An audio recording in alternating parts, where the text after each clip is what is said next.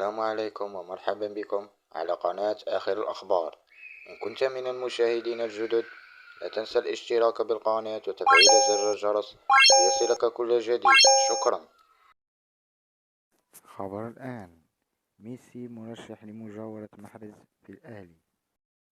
تسعى إدارة نادي الأهلي السعودي لإبرام صفقة كبيرة في ميركاتو الصيفي الجاري، بإبداء رغبتها في التعاقد مع النجم العالمي ليونيل ميسي.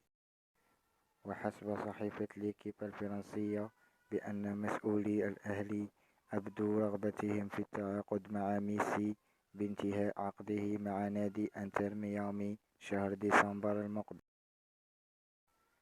وفي حال تمكن إدارة النادي السعودي من إبرام هذه الصفقة، سيحظى النجم الجزائري رياض محرز بمجاورة ليونيل ميسي خلال الموسم المقبل. يذكر أن إدارة نادي الأهلي السعودي قد قامت بمحاولات كبيرة للتعاقد مع ميسي في 2023 قبل انتقاله إلى انتر ميامي ليتجدد هذا الصيف اهتمامه